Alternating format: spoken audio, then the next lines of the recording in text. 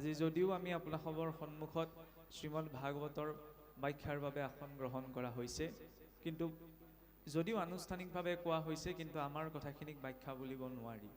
এইবাবেই কাৰণ শ্ৰীমদ ভাগৱতৰ ব্যাখ্যা ইতিমধ্যে স্বয়ংপূৰ্ণ হৈ আছে। যি চতুশ্লোকী ভাগৱতত শ্ৰীনাৰায়ণে ব্ৰহ্মাদেৱক ভাগৱতৰ উপদেশ দিছিল, সেই ভাগৱত ক্ৰমাৎ আহি আহি মহাভাগৱত শুকদেৱৰ হাতত 12 স্কন্ধৰ ৰূপ পালে। আৰু তাৰ পৰৱৰ্তী আচাৰ্যসকলে সেইবাবে তাত নতুন কথা কোনো সংযোগ কৰা নাই। আমি মাত্ৰ যি অনুষ্ঠান অনুষ্ঠিত কৰিছোঁ, তাক মাত্ৰ নিজৰ সাধ্য সামৰ্থ্য বুদ্ধি অনুসাৰে নুবুজা কথাখিনি বুজিবলৈ, নজনা কথাখিনি জানিবলৈ আৰু সংশয় থকা কথাখিনি সংশয় আঁতৰাবলৈহে। কাৰণ ব্যক্তিগত দৃষ্টিভংগীৰে শ্ৰীমদ ভাগৱতক বিশ্লেষণ কৰা সম্ভৱ নহয়। ইটো মহাভাগৱত বেদ বেদান্তৰু তত্ত্ব, নানা অৰ্থ আছে জানায়াত, সাধু সংগ বিনে তাক বুজিবা কন পাৰিবা, ইটো কথা কহিলো সুসাৰ। এই শ্ৰীমদ ভাগৱতক বিভিন্ন দৃষ্টিকোণৰ পৰা বিভিন্ন অৰ্থ প্ৰতিপন্ন হয়। যত ভাৱ তত ভৱতি, যেনেধৰণৰ ভাৱ থাকে তেনেধৰণৰ চিন্তাধাৰাই মনত উদয় হয়। যথা দৃষ্টি তথা সৃষ্টি। ঠিক তেনেদৰে বিভিন্নজনৰ দৃষ্টিকোণৰ পৰা শ্ৰীমদ ভাগৱতত উল্লেখিত বিষয়বস্তুৰ বিভিন্ন অৰ্থ নিৰূপণ হয়। কিন্তু শ্ৰীমদ ভাগৱতে স্বকীয় ৰূপত যি ক'ব বিচাৰিছে, তাক অনুধাৱন কৰিবলৈ হ'লে সন্ত সমাজক তাত মথন কৰাৰ প্ৰয়োজন। কাৰণ ভগৱান কৃষ্ণৰো আবিৰ্ভাৱ মথুৰাত হৈছে। মথুৰা মানেই তাত্ত্বিক ৰূপত হৃদয়খনকো বুজোৱা যায়। হৃদয়ৰূপী মথুৰাত যেতিয়ালৈকে হৰি কথা মথন নহয়, তেতিয়ালৈকে তাত কৃষ্ণ সূৰ্য উদিত নহয়। কৃষ্ণ সূৰ্য উদিত নহ'লে নাম ধৰ্ম বিদিত নহয়। সেইবাবে মহাপুৰুষে ঘোষাত কৈছে যে হিয়াৰ মাজে নামৰ ভাণ্ডাৰ, মুখে বাজ হয়। অন্তৰত নাম থাকিব লাগিব, তেতিয়াহে ভগৱন্তৰ নাম স্মৰণ উচ্চাৰণ কৰা সম্ভৱ। নৱবিধ ভক্তিৰ ভিতৰত সকলোৱে জানে যে শ্ৰৱণ কীৰ্তন শ্ৰেষ্ঠ, কিন্তু শ্ৰৱণ কীৰ্তনৰ গুহাৰ্থটো স্মৰণ আৰু চিন্তনতহে প্ৰকাশ পাইছে। কৃষ্ণ বুলি কোৱাৰ লগে লগে কৃষ্ণৰ স্বৰূপটো মনত চিন্তা কৰাটো প্ৰয়োজন। মুখে বোলা ৰাম, হৃদয়ে ধৰা ৰূপ, এতেকে মুকুতি পাইবা কহিলো স্বৰূপ।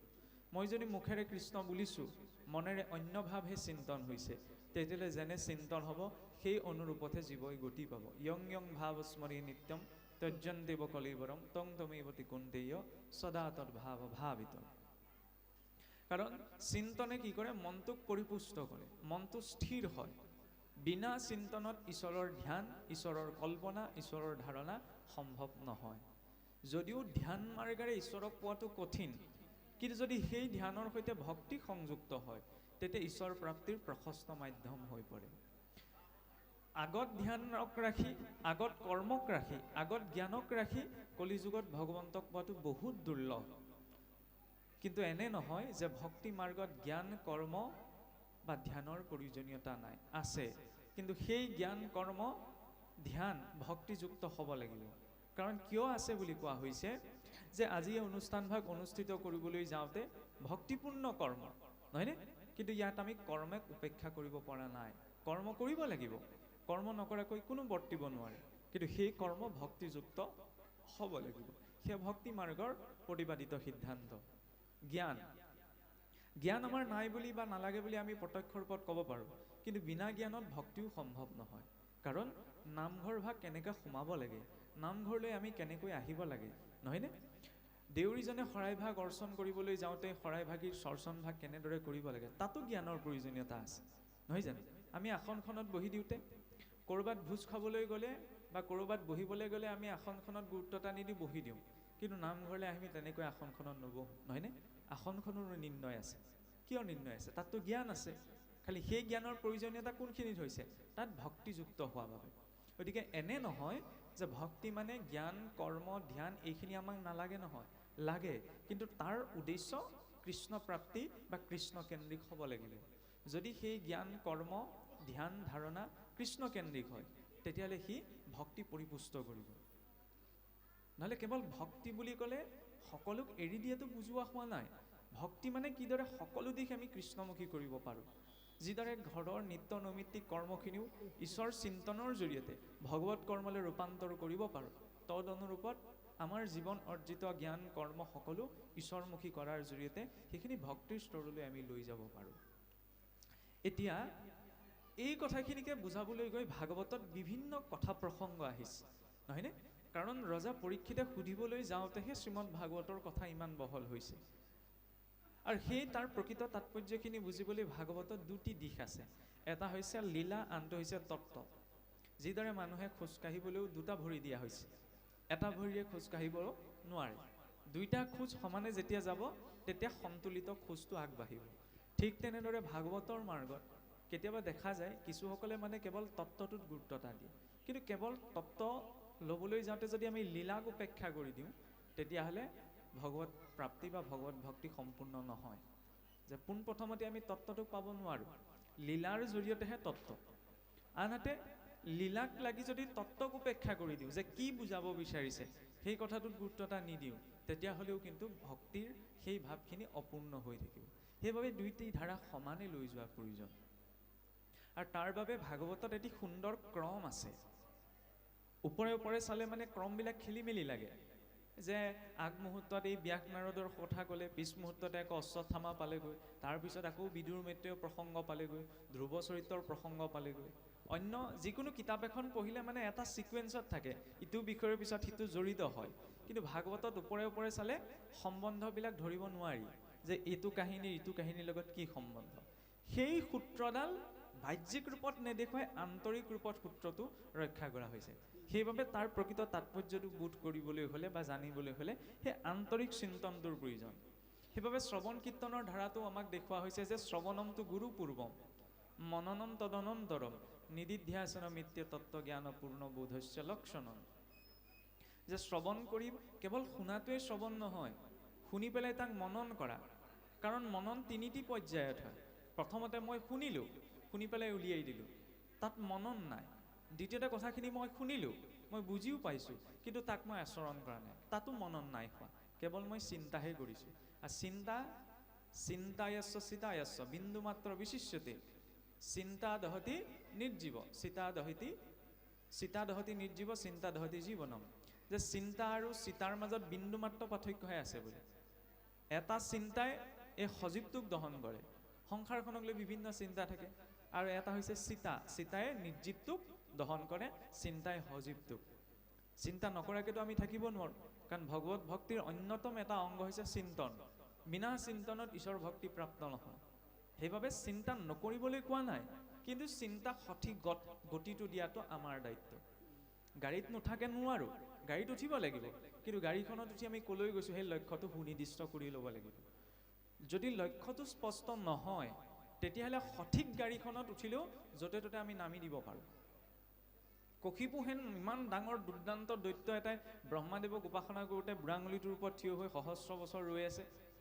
চাবলৈ গ'লেতো একো ধৰ্ম কৰ্ম আচৰণ কৰা নাছিল, ইমান ধৈৰ্যনো ক'ৰ পৰা আহিল? ভাবিবলৈ গ'লে অদ্ভুত লাগে নাই? আমিতো গোসাঁই ঘৰ সোমালে খন্তেক সময়তে ঈশ্বৰক চিন্তা কৰিবলৈ যাতে গোটেই পৃথিৱী চিন্তা সভা মনলৈ আহে। সেই কশিপুৱে ব্ৰহ্মাক চিন্তা কৰোঁতে, অসুৰটোৱে চিন্তা কৰোঁতে ইমান ধৈৰ্য আহিল। তেওঁতো একো ধৰ্ম কৰ্ম আচৰণ কৰা নাছিল। সেইখিনিতে দেখুৱাইছে আন্তৰিক দৰ্শনটো লাগে। মই এইটো কোৱা নাই যে কশিপুক আমি অনুকৰণ কৰিব লাগে, কিন্তু সেইখিনি সময়ত চাওক যে চিন্তনটোৰ শক্তি সেই কশিপুৰৰ পৰাও শিকিব পাৰি। লক্ষ্যটো যদি স্পষ্ট হয় তেতিয়াহ'লে ধৈৰ্য আপোনা আপুনি আহে। সেইখিনি সময়ত কশিপুৰ লক্ষ্যটো স্পষ্ট আছিল যে মোক যেনে তেনে কৰি ব্ৰহ্মাদেৱৰ পৰা বৰ লাগে, অমৰত্বৰ। আৰু তাৰ বাবে তেওঁ যিকোনো পৰিস্থিতিৰ সন্মুখীন হ'বলৈ মানসিকভাৱে প্ৰস্তুত হৈ পৰিছিল। ভাগৱতৰ মাৰ্গত আমাৰ লক্ষ্য ঈশ্বৰ প্ৰাপ্তি, নহয়নে? মই ব্যক্তিগতভাৱে কোৱা নাই, কিন্তু কেতিয়াবা আমাৰ লক্ষ্যটো ঈশ্বৰ প্ৰাপ্তি নহয়, অন্য কিবা কিবি প্ৰাপ্তিও হৈ যায়। সেইকাৰণে মানে আমাৰ ধৈৰ্যটো নাথাকে, চিন্তনত স্থিৰতাটো নাথাকে। সেইবাবে এই মাৰ্গটোত সেই লক্ষ্যটো স্পষ্ট কৰি লোৱা প্ৰয়োজন। যদিও ভগৱন্তই নিজ মুখেই কৈছে মনুষ্যানাম সহস্ৰেষু কশ্চিৎ য়ততি সিদ্ধয়ে য়ততামপি সিদ্ধাত্মান কশ্চিৎ মনাং বেতি তত্ত্বতঃ। সহস্ৰজন মনুষ্যৰ ভিতৰত এজনেহে আংশিক ৰূপত মোক জানিব পাৰে, বহুত দুৰ্লভ। ভগৱন্তক আমি ইচ্ছা কৰিলেই জানিব নোৱাৰোঁ। কৃষ্ণ দেখিবলৈ এনেকুৱা, কৃষ্ণৰ মুখত বেছিকৈ হাঁহি আছে, কৃষ্ণই হাতত মুৰুলী বংশী আছে, এয়াই কৃষ্ণক জনা নুবুজায়। কৃষ্ণক জানিবলৈ হ'লে চাওকচোন, যে শিশুপালে যেতিয়া ভগৱান কৃষ্ণক ইমানখিনি গালি পাৰিছিল, ভগৱান কৃষ্ণৰ সামৰ্থ্যতা আছিল ন খন্তেকতে শিশুপালক শিৰচ্ছেদ কৰি দিয়াৰ সুদৰ্শন চক্ৰই, কিন্তু কৰিলে জানো? 100টালৈকেতো গালি শুনিছে। 100টালৈকে যিজন ব্যক্তিয়ে গালি শুনিছে, সেইজন ব্যক্তিক যেতিয়া আমি ঈশ্বৰ বুলি কৈছোঁ, তেতিয়া আমাৰ ভিতৰত কিমান ধৈৰ্য লাগিল? কৃষ্ণৰ সামৰ্থ্যতা থকাৰ পাছতো শিশুপালৰ 100টালৈকে গালি শুনি তেওঁ বহি আছে। আমি আকৌ কোনোবা এজনৰ এটা গালিও সহিব নোৱাৰোঁ নহয়, প্ৰতিক্ৰিয়া দি দিওঁ, নহয়নে? সেইজন ঈশ্বৰৰ ভক্ত বুলি কৈছোঁ আমি, এইটো বহুত ডাঙৰ দায়িত্ব। গতিকে ভক্তি কৰাটো কোনোবাই আমাক ভুলকৈ কৈ দিলে যে ভক্তি কৰাটো সহজ, কিন্তু ভক্তি কৰাটো সহজ নহয়। জ্ঞান কৰ্ম মাৰ্গতকৈ দুৰ্লভ হৈছে ভক্তি। ইমান সহজে ভক্তিক প্ৰাপ্ত কৰিব নোৱাৰি। ঈশ্বৰত সমৰ্পণ সকলো সমৰ্পিত কৰি দিয়েতো, কাৰণ মই জানো বুলি কোৱাটো বহুত সহজ। মই জানিছোঁ, মই বুজিছোঁ, মিনিট নালাগে মই আপোনাৰ সন্মুখত জানিছোঁ বুজিছোঁ বুলি ক'বলৈ। কিন্তু একোৱেই নাজানো বুলি ক'বলৈ গোটেই জীৱনটো কম হয়, সৰু হ'বলৈ বহুত টান হয়, অভিমানটো চব ক্ষেত্ৰতে গুচি আহে, নহয়নে? এই ভক্তি মাৰ্গটো হৈছে সৰু হোৱাৰ মাৰ্গ। এই ভক্তি মাৰ্গে স্পষ্টতাটো দেখাই দিয়ে। আমি যিমানবিলাক আৱৰণ গোটাই থৈছোঁ, ভক্তিয়ে সেই গোটেই আৱৰণবিলাক আঁতৰাই দিয়ে। প্ৰকৃত বাস্তৱিকতাটো মানে আমি যে কওঁ খোলাটো উলিয়াই দিয়ে। আৰু যেতিয়া মানুহে শটো দাহ কৰাৰ পিছত খোলাটো দেখে, তেতিয়া চকুৰে চাই এইটো অনুভৱ কৰিব পাৰে যে সেই শৰীৰটোৰ কোনো মূল্য নাই।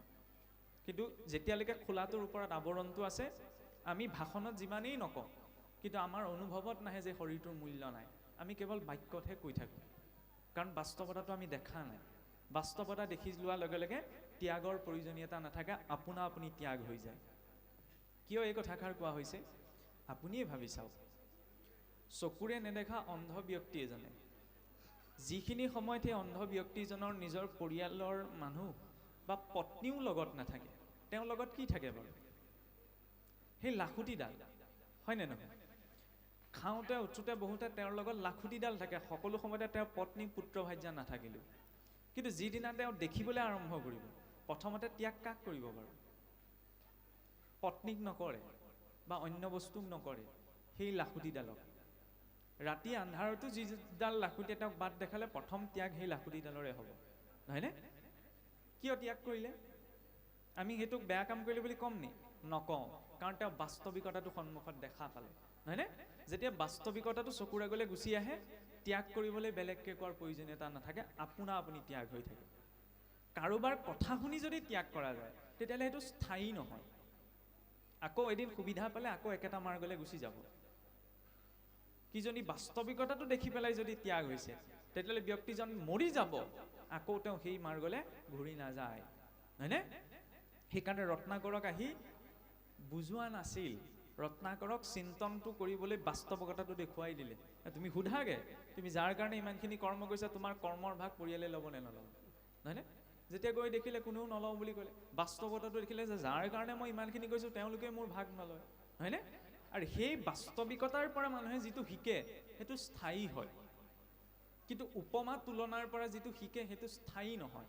সেইটো মাত্ৰ এক প্ৰকাৰ মানসিক প্ৰশান্তিহে, খন্তেকৰ বাবে অলপ সময়ৰ বাবে মনত থাকিব, নিজৰ মানসিকভাৱে হয় এইটো কথা, মই নিজক সান্তনা দিব পাৰিম, কিন্তু মই পালন কৰিব নোৱাৰোঁ। সেইকাৰণে এই দ্বিতীয় পৰ্যায়ৰ শ্ৰৱণক মধ্যম শ্ৰৱণ, অধম শ্ৰৱণ বুলি কোৱা হৈছে, কাৰণ ইয়াত সম্পূৰ্ণ মনন নাই। তৃতীয় প্ৰকাৰৰ শ্ৰৱণকহে উত্তম বুলি কোৱা হৈছে, য'ত ব্যক্তিজনে শুনিছে, নিজৰ মনেৰে গ্ৰহণ কৰিছে আৰু তাক পালন কৰিছে, নহয়নে? শ্ৰৱণমটো গুৰুপূৰ্বম, প্ৰথমতে গুৰুমুখে শুনা। গুৰুৱে দুটা ৰূপত কৃপা কৰে, এটা হৈছে বপু সেৱা, এটা হৈছে বাণী সেৱা। বপু মানে হৈছে শাৰীৰিকভাৱে সন্মুখত উপস্থিত হৈ সেই গুৰুৱে দিয়া উপদেশ, আৰু দ্বিতীয়তে হৈছে বাণী সেৱা, সেই গুৰুৰ উপদেশৰ জৰিয়তে সেই বাণীসমূহক গুৰুস্বৰূপ বুলি জ্ঞান কৰি গ্ৰহণ কৰা উপদেশ, নহয়নে? এতিয়া যদি গুৰুৱে কৈছে পূবে আমি যাওঁ পশ্চিমে, তেতিয়াতো নহ'ব। যেন বায়ু বস্ত্ৰ পশ্চিমকলৈ যায়, পূবেক ধাৰিলে জানা সি কি বস্ত্ৰ পায়, হয়নে? সেই মাৰ্গটো ধৰিব লাগিব। আৰু গুৰুৱেও শিষ্যক আজিলৈকে তত্ত্ব উপদেশ দিয়াৰ ক'তো উল্লেখ নাই। এইটো আপোনালোকে ভাবিব পাৰে, কিয় আমাৰ শাস্ত্ৰসমূহতচোন ঢেৰ তত্ত্ব উপদেশ আছে, কিন্তু প্ৰত্যক্ষ ৰূপত গুৰুৱে তত্ত্ব উপদেশ নিদিয়ে, গুৰুৱে শিষ্যক পথটোহে দেখুৱাই দিয়ে। মহাপুৰুষ মাধৱদেৱ গুৰুজনে যেতিয়া শংকৰদেৱৰ ওচৰলৈ গৈছিল যে আপুনি এনেকুৱা ভগতীয়া কিছুমান ৰহস্য আছে বোলে, নেওৰা পতাৰ ৰহস্য কওক, নহয়নে? গুৰুৱে প্ৰত্যক্ষ উপদেশ দিয়া নাই, কৈছে বোলে যথা সময়ত তুমি উপদেশ পাবা, ভকতৰ ওচৰত বিচাৰি পাবা। কিয় দিয়া নাই? পৰ্বতসকলে যেহেন নকৰে, সৰ্বঠাইত জলদান, যেন জ্ঞানী গুৰু শিষ্যত নকহে সকলো গুপুত জ্ঞান। তত্ত্বজ্ঞান আমি ভাবি থাকোঁ কোনোবাৰ পৰা উপদেশ ল'লে পাম, সম্ভৱ নহয়। তত্ত্বজ্ঞান একমাত্ৰ ভগৱন্তৰ জৰিয়তে সম্ভৱ, আৰু ভগৱন্ত প্ৰত্যক্ষ আহি পেলাই আমাক উপদেশ নিদিয়ে, অন্তৰস্থিত স্বৰূপৰ জৰিয়তেহে সেই উপদেশ সম্ভৱ হ'ব। আৰু সেই উপদেশৰ বাবে ভগৱন্তৰ প্ৰত্যক্ষ দৰ্শনৰ প্ৰয়োজনীয়তা নাই। আমি ভক্তি মাৰ্গত, ভাগৱতৰ ভক্তি মাৰ্গত বিশেষকৈ ঈশ্বৰৰ দৰ্শনত গুৰুত্বতা দিয়া হোৱা নাই। এইটো মনে নক'ব পাৰে যে এইজনে আকৌ ঘপককৈ কি কথা কৈ দিলে যে ঈশ্বৰৰ দৰ্শনত গুৰুত্বতা দিয়া হোৱা নাই। এইটো কি অদ্ভুত নাভ্ৰুত নাশ্ৰুত কথা যে হয়, কাৰণ ঈশ্বৰৰ দৰ্শনৰ সামৰ্থ্যতা আপোনাৰ মোৰ নাই, স্বয়ং অৰ্জুনৰে নাই। অৰ্জুনক ভগৱন্তৰ বিশ্বৰূপ দৰ্শনৰ বাবে ভগৱন্তই জ্ঞান চক্ষু দিব লগা হৈছিল, নহয়নে? কিন্তু জ্ঞান চক্ষু দিয়াৰ পাছতো অৰ্জুনে ভগৱন্তক কৈছিল কি, তোমাৰ এই বিশ্বৰূপ প্ৰত্যক্ষ কৰাৰ মোৰ ওচৰত সামৰ্থ্যতা নাই, তুমি এই স্বৰূপ সম্বৰণ কৰা। জ্ঞান চক্ষু দিয়াৰ পাছতো যেতিয়া অৰ্জুনে ভগৱন্তৰ সেই বিশ্বৰূপ চাব নোৱাৰোঁ বুলি কৈছে, আমাৰ সামৰ্থ্যতা কেনেকৈ আহিলে? আৰু দ্বিতীয়তে ভগৱন্তৰ ৰূপ দৰ্শন কৰাটো ডাঙৰ কথা নহয়। ভগৱন্তৰ ৰূপ দৰ্শনৰ লুটটো আপুনি মই ল'ব নোৱাৰোঁ। কিয় জানেনে? আন ভাৱত চাব নালাগে। এই ক'ৰবালৈ যদি ওলাই যাওঁ, বিয়াই সকামে ইত্যাদি কৰি, কোনোবাই যদি ধুনীয়া ভাল দামী পোছাক এযোৰ পিন্ধি আহে, ভাল গাড়ী এখন যদি লৈ আহে, তেওঁক ভাল বেয়া আমি পাছতে সুধোঁ, নহয়নে? এই কাপোৰযোৰ ক'ৰ পৰা ল'লে, গাড়ীখন ক'ৰ পৰা ল'লে, মোবাইলটো ক'ৰ পৰা ল'লে, সুধোনে নুসুধো? নহয় জানো? ভক্তি কৰা জীৱই যেতিয়া পোনপ্ৰথমতে মোবাইলটোৰ কথা সুধিছে, ভক্তি কৰা জীৱই যেতিয়া গাড়ীখনত চকুত লাগিছে, ভক্তি কৰা জীৱৰ যেতিয়া কাপোৰযোৰত চকু লাগিছে। আমাৰ আইসকলেও ইমান অলংকাৰ নিপিন্ধে, ভগৱন্তই যিমান পিন্ধে 32 প্ৰকাৰ নিপিন্ধে জানো? লুট ল'ব পাৰিম জানো? সেই স্বৰূপটোত যদি ভগৱন্ত প্ৰত্যক্ষ আমাক দৰ্শন দিয়ে, তেতিয়াহ'লে ভগৱত প্ৰাপ্তি আৰু আমাৰ উদ্দেশ্য হৈ নাথাকে। বুজি পাইছেই চাগে? ঈশ্বৰৰ সম্পদ প্ৰাপ্তিতহে আমাৰ উদ্দেশ্য হৈ যাব।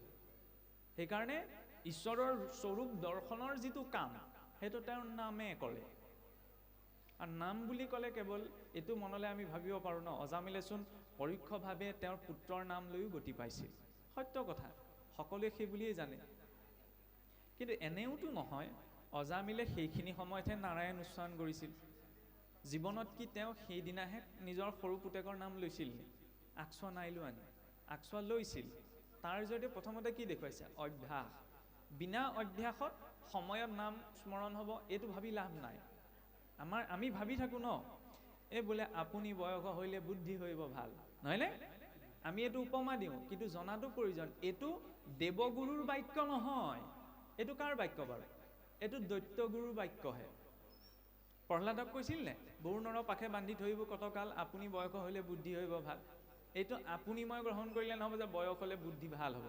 এইটো কথা সুকীয়া যে বয়স হ'লে বুদ্ধি ভাল হৈ যায়, কিন্তু সকলোৰে ক্ষেত্ৰত প্ৰযোজ্য নহয়। কিয় সকলোৰে ক্ষেত্ৰত প্ৰযোজ্য নহয়? আহঁত পুলিটো খেলাই ধৰা ৱালখনতো গজি উঠে, দেখিছেনে? আহঁত পুলি, বৰ পুলি সৰু হৈ থাকেতো পুলিটো আমি উঘালি দিব পাৰোঁ। 2-3 বছৰ তাতে থাকিবলৈ দিয়কচোন, গোটেই গাজোৰ লগাই উঘালিব পাৰিবনে? এই চোৱা যদি বিষয় বাসনা গোটেই সোপা পালিয়ে পোখালে বাঢ়ি গৈছে, পিছত ভাবিম তৰি যাব পাৰিম। সম্ভৱ হয়নে? নহয়। পালি পোখালি শেষ নহয়। মহাৰাজ ভৰতে ঈশ্বৰক উপাসনা কৰিম বুলি কৈছিলে। মোহটো চাওক, এইটো ভাবি থকাটোও ভুল যে কেৱল মোহ, আমাৰ ধন টকা পইচা এইবিলাকতহে উপজে। এইবিলাকৰ বাহিৰেও যি আছে সৰু সৰু বস্তুটো মোহ উপজিব পাৰে। স্বয়ং মহাৰাজ ভৰত তাৰ প্ৰমাণ। হৰিণ পোৱালিটোৰ মোহগ্ৰস্ত হৈ গ'ল, নহয়নে? হৰিণ ৰূপত জন্ম লাভ কৰিব লগা হ'ল। আমিতো কিমান মলমতী মনুষ্য, তেতিয়াহ'লে কিমান সতৰ্কতা লাগে। সেইকাৰণে কোৱা হৈছে শিষ্যজনৰ ভাগৱতৰ মাৰ্গত আমি আগবাঢ়িবলৈ আমি শিষ্য হ'ব লাগে নে নালাগে? পৰীক্ষিত শুকদেৱৰ শিষ্য হৈ বহিছিল কাৰণেতো ভাগৱতৰ জ্ঞান পালে। পোনপ্ৰথমেতো সৌনকাদি ঋষিসকলো তাত উপস্থিত আছিল, পালে জানো পোনপ্ৰথমতে? নাপালে, কাৰণ শিষ্য ভাৱত তেতিয়া বহা নাই, অভিমান ভাৱত বহিলে।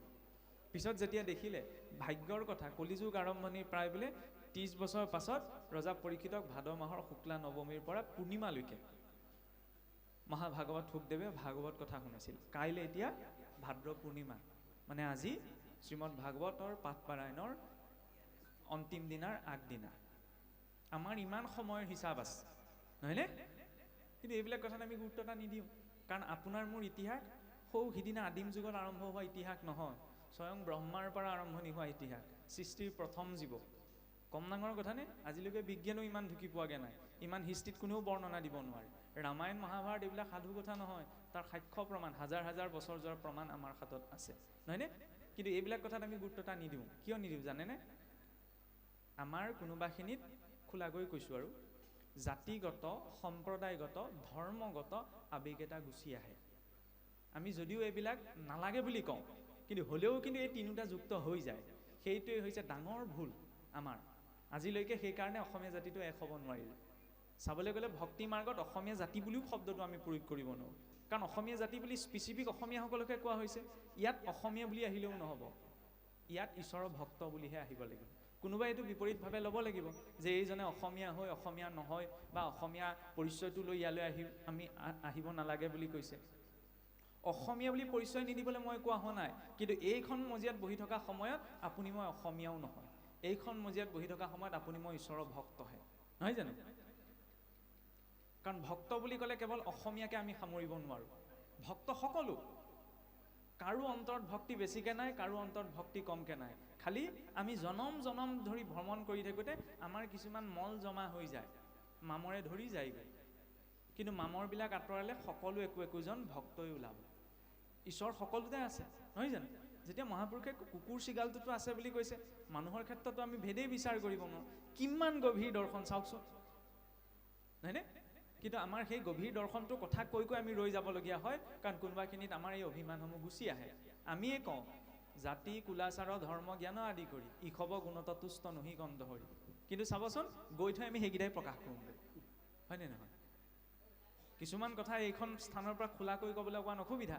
সকলোৱে বুজি পাইছে বোলে বুদ্ধিয়কজনক অকণমান হিন চেদা দিলেই হ'ল, বুজি পাই যায়। গতিকে ইনডাইৰেক্টলিও কিবা এটা কৈছোঁ, বুজাসকলে বুজিব আৰু যি বুলি ভাবে নিজৰ কথা। বাৰু যাই হয়, এতিয়া চাওক যে সেই ব্ৰহ্মাক, কাৰণ ভাগৱত আপোনাক মোক প্ৰথমতে দিয়া হোৱা নাই। প্ৰথম কাক দিছিল? ব্ৰহ্মাদেৱক, সৃষ্টিৰ প্ৰথম জীৱ। এতিয়া ব্ৰহ্মাদেৱক ভাগৱত সেইখিনিতে প্ৰসংগ আহে, ভক্তি কৰিবলৈ দিয়া নাছিল। ভাগৱত ব্ৰহ্মাদেৱক দিছিল সৃষ্টি কৰ্ম কৰিবলৈ।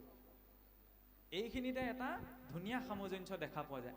আমি ভাবি থাকোঁনে যে ভক্তিৰ যিটো জীৱন আৰু দৈনন্দিন যিটো জীৱন তাৰ মাজত এটা পাৰ্থক্য আছে। ইমানখিনি কথা জানি বুজি ধৰি লওক বৰ্তমান ইমান আধুনিকতাৰ যুগটোত চলিবলৈ বোলে অকণমান অসুবিধা হয়। কিছুসকলে এইটো অভিযোগ থাকে, কিছুসকলে কয় এই সকলো নীতি নিয়ম দৈনন্দিন জীৱনটোৰ লগত আমি চলাব নোৱাৰোঁ, নহয়নে? কাৰণ সকলোৱে কৰ্মবিলাক বেলেগ বেলেগ। কোনোবা ব্যৱসায়ীজনেনো কেনেকৈ সদায় ভক্তিপৰায়ণ হৈ থাকিব? এনেকুৱা কিছুমান প্ৰসংগ আহে। বা খেতিয়কজন বা শিক্ষকজন, দৈনন্দিন জীৱনৰ লগত আমি ভক্তি কেনেকৈ? সেইটোৱেতো আটাইতকৈ ডাঙৰ সমস্যা। আমি এই দুইটা বস্তুক বেলেগ কৰি পেলাওঁ। ভক্তি মানে বেলেগ আৰু দৈনন্দিন জীৱন মানে বেলেগ। কিন্তু সৃষ্টিৰ আদিতে এই দুইটা এক কৰিয়ে ব্ৰহ্মাদেৱক নাৰায়ণে পোনপ্ৰথম ভাগৱত দিছিল। আমি কওঁ ন, চতুশ্লোকী ভাগৱতকে আমি জ্ঞান বিজ্ঞান তদং ৰহস্য আৰু মহাপুৰুষীয়া ধাৰাত তাকে আমি গুৰুদেৱ নাম ভকত বুলি 4 বস্তুৰ লগত তুলনা কৰোঁ। কিন্তু ইয়াৰ তাত্ত্বিক যিটো ব্যাখ্যা, সেই ব্যাখ্যাটো শুকদেৱৰ হাতত ৰূপ পাইছে। জ্ঞান বিজ্ঞান তদংগ ৰহস্য মায়া তৰণ। ব্ৰহ্মাদেৱক পোনপ্ৰথমতে নাৰায়ণে কি কৈছিল যে অহম এবা সমেবাগ্ৰে নান্যত য়ৎ সদসৎ পৰম পশ্চাদ অহম য়দিতস্য য়ৌ বশিষ্যত সুস্মিহম। অৰ্থাৎ ইয়াত একো টান কথা নাই। এটা কথাই প্ৰত্যক্ষ ৰূপত কৈছিল যে হে ব্ৰহ্মা, তুমি সৃষ্টি কৰ্ম কৰা, কিন্তু সদায় এটা কথা মনত ৰাখিবা যে সৃষ্টিৰ আদি অন্তে মধ্যে কেৱল মোৰেই অস্তিত্ব, মোৰ কাৰণেই তোমাৰ অস্তিত্ব বৰ্তি আছে। এইটোনো কি ডাঙৰ কথা? সৃষ্টি আদিতো ভগৱান আছে, এতিয়াও ভগৱান আছে, শেষতো ভগৱান থাকিব। ইয়াততো কোনো টান কথা নাই। সেইটোৱে আচল কথা। আমি তত্ত্ব কথা বুলি ক'লে মানে পোনপ্ৰথমতে শুনিলে মগজে বুজি নোপোৱা কথাবিলাক ভাবোঁ। শুনাৰ লগে লগে মগজু হিলি যাব লাগিব, সেইবিলাকে তত্ত্ব কথা। কিন্তু আচল তত্ত্ব ৰহস্য এই সাধাৰণ কথাটোতেই সোমাই আছে। আমি গম পালোঁ, আমাৰ মনতো থাকিলে যে সৃষ্টিৰ আদি মধ্যে অন্তে ভগৱন্তই আছে, কিন্তু তাক আমি চেতনাৰে কোনোবাখিনিত গ্ৰহণ কৰিব পৰা নাই। যদি চেতনাৰে গ্ৰহণ কৰিব পাৰিলোহেঁতেন, তেতিয়া চাওক খোৱা বোৱা বাক্য বচন কৰিব লাগে নালাগে এইবিলাকৰ কাৰণে বিধি বিধান বনোৱাৰ প্ৰয়োজনীয়তাই নাথাকিলেহেঁতেন। সকলো সময়তে আমাৰ মনত নাথাকে। কাৰোবাক কিবা এটা কওঁতে আমি কেতিয়াবা পাহৰি যাওঁ যে মই তেওঁক এষাৰ এনেকৈ কৈছোঁ, হয়, কিন্তু ভগৱন্তৰ নিৰীক্ষণত মই আছোঁ। আজি আপোনাক মই বেয়াকৈ কিবা এটা কৈছোঁ, কাইলৈ মইতো সেইটো প্ৰত্যক্ষ ফলটো ভুগিব লাগিব। হ'ব আৰু একো নাই বুলি কিবা এটা মুখত দিছোঁ, হয়, কিন্তু সেইখিনি সময়ত মই পাহৰি যাওঁ যে ভগৱন্তৰ দৰ্শনত মই আছোঁ, নহয়নে? কথাষাৰ একেবাৰে সহজ, কিন্তু সকলো সময়তে তাৰ প্ৰতি আমাৰ চেতনাটো জাগ্ৰত হৈ নাথাকে। কাৰণ আমাৰ শুই থকা, আমি এনাস্থেচিয়া লৈ থৈছোঁ, ক'ৰ পৰা চেতনা জাগ্ৰত হ'ব? এনাস্থেচিয়া লৈ থাকোঁতে আপোনাক কাটিলেও গম নাপায় নহয়। আমাৰো ঠিক অৱস্থাটো তেনেকুৱা। জানোতে আমি সকলো জানো। ভাগৱত এতিয়া আপোনাক চাওকচোন, ঈশ্বৰৰ প্ৰতি ভকতি আছে কাৰণেতো ইয়াত বহি আছেহি। ভকতি নথকাকৈ ইয়াত কোনো বহি থকা সম্ভৱ নহয়। মই আপোনাক ভক্তি কি, ভকতি কেনেকৈ কৰিব লাগে বুজোৱাৰ কোনো প্ৰয়োজনীয়তা নাই, নহয়নে? যিজন ব্যক্তিৰ চেতনা যিমানটো স্তৰ পাইছে, সেইজনে সেই চেতনাৰ আধাৰতে ঈশ্বৰমুখী হৈ আছে। মই আপোনাক পৰিৱৰ্তন কৰিব নোৱাৰোঁ, আপুনি মোক পৰিৱৰ্তন কৰিব নোৱাৰে। আপুনি আপোনাৰ নিজৰ দৃষ্টিকোণ অনুসৰিয়ে নিজৰ জীৱনটো পালন কৰিব, নহয়নে? সকলোৱে সকলো কথা জানে, সকলোৱে সকলো কথা বুজে। খালি আমাৰ কি হয়, তেতিয়াহ'লে এই কথাবিলাক বাৰে প্ৰতি কৈ থকা কিয় প্ৰয়োজন? টিভিত একেটা এডভাৰটাইজকে বাৰে প্ৰতি কেলৈ দেখুৱাই দিয়ে? এটা এডভাৰটাইজ আপোনাৰ এসপ্তাহ দিয়া বন্ধ কৰি দিয়কচোন, সেই প্ৰডাক্টটোক মানুহে পাহৰি থাকিব। আমি খুব পাহৰোঁ নহয়, কালি ভাতকেইটা কিহে খালে বুলি ক'লে আমি ক'ব নোৱাৰোঁ। আজি গধূলি সময়ত কি খাই আহিলোঁ সেইটোকে মই পটককৈ সুধিলে ক'ব নোৱাৰোঁ, নহয়নে? সেইকাৰণে বাৰে প্ৰতি মানে কথাবিলাক কৈ থকাটো প্ৰয়োজন, পাগুলি থকা প্ৰয়োজন। সেইকাৰণে আমাক ক'লে যে বাৰে বাৰে আলোচনা কৰা, কথা একেখিনিয়ে। ভাগৱতৰ ক'ত কি আছে আজি ইমান দিনে শুনি শুনি প্ৰায় সকলোৰে মনত এটা সম্যক ধাৰণা আছে, নহয়নে? নতুন কথা বুলিবলৈ একো নাই। সকলো এই আজিৰ পৰা 1000 বছৰ আগতে ব্ৰহ্মাক যিখিনি কৈছিল সেই একেখিনি কথাই আছে। শুকদেৱে ৰজা পৰীক্ষিতক যিখিনি কৈছিল একেখিনিয়ে আছে। কিয় বাৰে প্ৰতি শুনিবলৈ কৈছে? কাৰণ বাৰে প্ৰতি শুনোতেহে কাম কৰিবলৈ। তেতিয়াহ'লে সদায় কি আমি অনুষ্ঠান পাতিম নি? সদায়তো অনুষ্ঠান পতা সম্ভৱ নহয়। সেইকাৰণে ঘৰখনত শুনাৰ ব্যৱস্থা কৰিব লাগিব, নহয়নে? মহাপুৰুষে বৰ দীঘলীয়া চিন্তা কৰিছিল, কাৰণ জানে এই সোপা মানুহক ৰাম বোলাবলৈও টান। এতিয়াহে ৰাম ৰাম কৃষ্ণ কৃষ্ণ, 500 বছৰ আগতে ৰাম কৃষ্ণ কোন এখন অসমত কোনেও চিনি নাপায়, নহয়নে? আজিওতো কিছুসকলে কল্পনা বুলি কয়হে পাৰিলে, উপায় নাই আৰু বাৰু সেইখিনি বেলেগ দিশ। য'ত ৰামকৃষ্ণক চিনি নাপায় সেইখিনি মানুহক যেতিয়া ৰামকৃষ্ণৰ সংস্কৃতি দিবলগীয়া হৈছিল, কিমান কঠিনতা সন্মুখীন হ'ব লগা হৈছিল, নহয়নে? সেইকাৰণে কি কৰিলে, গোটেই প্ৰতিটো কামত ভক্তিৰ ধাৰাটো সোমোৱাই দিলে। গুজটো লওঁতেও গুৰুক দিম, ভকতক দিম, নহয়নে? বনাওঁতে এতিয়া চাবচোন বৈষ্ণৱ পৰম্পৰাবিলাকত কি হয়, মানে উত্তৰ ভাৰতীয় দক্ষিণ ভাৰতীয় যিবিলাক বৈষ্ণৱ পৰম্পৰা আছে তাত কি হয়, যেতিয়া মানে অন্নমুঠি বনোৱাৰ পিছত আপোনালোকে দেখা পাব পাৰে টিভিয়ে চিভিয়ে এই মন্দিৰবিলাকত কি হয়, প্ৰথমতে বনোৱাৰ পাছত তাক নি ভগৱানৰ ওচৰত অৰ্পণ কৰেগৈ, দেখিছেনে? আমাৰ ধৰি লওক ভাত মুঠি বনাই পেলাই তেনেকৈ অৰ্পণৰ ব্যৱস্থাটো সাধাৰণতে নাই। কিয় নাই বাৰু জানেনে? মই খুহুতীয়াকৈ কৈছোঁ, বনাওঁতে গোন্ধ পালে ভগৱানক অৰ্পণ কৰিলে পাহৰি থাকিবও পাৰে। আমাৰ গতি তেনেকুৱা কিবা এটা হয়, নহ'লেনো বনাই থাকোঁতে অকণমান হাতত লৈ পেলাই খালে, টেষ্ট কৰি চালেহেঁতেন নে? সেইটোতো অৱশিষ্ট হ'ল, উচিষ্ট হ'ল। আমি ক'ব পাৰোঁ, সাধাৰণ মানুহ এজনে ক'ব সেইটোনো কি ডাঙৰ কথা হ'ল, বনাওঁতে নিমখ হ'ল নে নাই হোৱা টেষ্ট কৰি চালে যেনিবা। চাবলৈ গ'লে তাত একো ডাঙৰ কথা নাই হয়, কিন্তু আমি সদাচাৰী জীৱ, নহয়নে? যেতিয়া গৃহস্থত নালাগে, ভক্তসকলক নালাগে বা বাকীসকলক নালাগে, তাৰ আগতে যদি মই নিজেই টেষ্ট কৰি চাইছোঁ তেতিয়াহ'লে এইটো উচিষ্ট হ'ল। মাহ প্ৰসাদকেইটা শৰাইখনত দিয়ালৈকে আমি মাহ প্ৰসাদ বুলি কৈ থাকোঁ, ক্ষমা কৰিব বুট মগু বুলি কৈ থাকোঁ, বা ধৰি লওক তাক আমি নৈবেদ্য বুলি কওঁ। যেতিয়া শৰাইখনৰ পৰা বিসৰ্জন হয় তেতিয়াহে প্ৰসাদ বুলি কওঁ, আকস্মা প্ৰসাদ নকওঁ নহয়। কিয়? ঈশ্বৰৰ উচিষ্টই প্ৰসাদ। কিন্তু মানুহে যদি গ্ৰহণ কৰি দিয়ে তেতিয়াহ'লে এইটো চোৱা হৈ যায়। ঈশ্বৰক দিলে পৰিৱৰ্তন নহয়, ঈশ্বৰ পূৰ্ণ গ্ৰহণ কৰাৰ পাছতো তাত মগুমাহ এটাও লৰচৰ নহয়, নহয়নে? কিন্তু মানুহে খাই দিলে চুই দিলে চোৱা হৈ যায়, হয়নে নহয়? জীৱাত্মা আৰু পৰমাত্মাৰ মাজত সেইখিনিতে পাৰ্থক্য। আমি অপূৰ্ণ, কিন্তু পৰমাত্মা ঈশ্বৰ কৃষ্ণ হৈছে পূৰ্ণ। যাই হওক, এতিয়া সেই শৌনকাদি ঋষিসকলে যেতিয়া 7 দিনৰ পাছত ৰজা পৰীক্ষিতে মুক্তি পোৱা দেখিলে, তেতিয়া তেওঁলোকে শুকদেৱৰ ওচৰত পুনৰ ভাৱ প্ৰকাশ কৰিলে যে পূৰ্বতে আমি সম্পূৰ্ণ একাগ্ৰতাৰে নুশুনিলোঁ, আকৌ এবাৰ আপুনি পুনৰাবৃত্তি কৰক। তেতিয়া শুকদেৱে কি ক'লে? শুকদেৱেতো নিজেই ক'ব পাৰিলেহেঁতেন নে নাই পৰা? শ্ৰেষ্ঠসকলে নিজক গুৰুত্বতা নিদিয়ে, শ্ৰেষ্ঠত্বৰ লক্ষণ সেইটোৱেই। মোৰে ট্ৰেন বাহক বুলি শুকদেৱে ক'ব পাৰিলেহেঁতেন, আজিকালি আকৌ আমি ট্ৰেন বাহাত লাগি থাকোঁ, নহয়নে? খোলাকৈ কৈছোঁ আৰু গানটো গোৱাৰ ক্ষেত্ৰত এইটো প্ৰযোজ্য হয় যে আজি ক'ৰবাত কোনোবাই ভাল গান এটা গাইছে, গানৰ অনুষ্ঠান এটা পাতিলে তেওঁক মাতোঁ। কোনোবাই ভালকৈ অভিনয় এটা কৰিছে, অভিনয়টো কৰিবলৈ তেওঁক মাতোঁ। কিন্তু আজিকালি আমাৰ ভাগৱতৰ ক্ষেত্ৰতো ট্ৰেণ্ড এটা চলিছে। খোলাকৈ কৈছোঁ, এইজন বোলে বেছিকৈ বোলে ফেচবুকে ওলাই আছে নহয়, এইজনক এইবাৰ মতা যাওক, নহয়নে? সেইটো বেয়া কথা। আজিকালি ভুৱা ডক্তৰ ঢেৰ ওলাইছে নহয়, ওলাইছেনে? সেইকাৰণে এই মাৰ্গটোতো ভুৱা ঢেৰ আছে। ভগৱান কৃষ্ণৰে নিজৰ মুখৰ বাক্য, সৰ্ব মাৰ্গেষু দুষ্টেষু, সকলো মাৰ্গত দুষ্টতা সোমালে, নহয়নে? ময়ো 100% ইয়াত চিলমোহৰ মাৰি শুদ্ধ বুলি মই ক'ব নোৱাৰোঁ, নহয়নে? সমস্যা সেইখিনি। সেইকাৰণে যাৰ আশ্ৰয়লৈ যোৱা গৈছে, ভাৰতৰ হাতত আছে এনেকুৱা দোকানী, নিচিনি কিনিলে কোনো মিলিব বিবিখিনি। সেইকাৰণে বিচাৰ কৰাটো প্ৰয়োজন। সেইকাৰণেতো এইটো দিছে, বিবেকটো দিছে। কোনোবাই কিবা এটা ক'লেই মানি ল'ব নালাগে, শাস্ত্ৰ দিছে, শাস্ত্ৰত নিজেই বিচাৰ কৰি চাব লাগে। কাৰণ আপুনি কিবা এটা ক'লে মই মানি নলওঁ, মই কিবা এটা ক'লে আপুনি মানি নল'ব। দিছে নহয়, বিবেক দিছে, সময় দিছে, শাস্ত্ৰ দিছে, নিজা অনুসাৰে বিচাৰ কৰি চাওক। বোলে হয় প্ৰভু, নহয়। আজিকালি হয় প্ৰভু বুলি কোনেও মানি নলয়। সেইকাৰণে নিজৰ বিবেক বুদ্ধিটো প্ৰয়োগ কৰিব লাগে। কিন্তু বিবেক বুদ্ধিটো প্ৰয়োগ কৰাৰো এটা ধাৰা আছে। ব্ৰহ্মাদেৱক যেতিয়া সৃষ্টি কৰিবলৈ ক'লে, পোনপ্ৰথমতে সৃষ্টি আৰম্ভ কৰি দিলে, কি বনালে? অবিদ্যা। ঈশ্বৰৰ আজ্ঞা পোৱাৰ পাছতো যেতিয়া সৃষ্টি আৰম্ভ কৰিছে, পোনপ্ৰথমচোন অবিদ্যাহে প্ৰকট কৰিছে। কিয় কৰিব লগা হ'ল? কাৰণ মানুহৰ জ্ঞান আছে, কোনো ডাঙৰ কথা নহয়। শক্তি আছে, কোনো ডাঙৰ কথা নহয়। পদবী আছে, কোনো ডাঙৰ কথা নহয়। মৰ্যাদা আছে, কোনো ডাঙৰ কথা নহয়। এই সকলো থকাৰ পাছতো যদি ঈশ্বৰৰ মাৰ্গদৰ্শনটো গ্ৰহণ কৰা নাই, সেই জ্ঞানযুক্ত, মৰ্যাদাযুক্ত, শক্তিযুক্ত কৰ্মই কল্যাণ কৰিব নোৱাৰে। তাৰপিছত তপ কৰিব লগা হৈছে।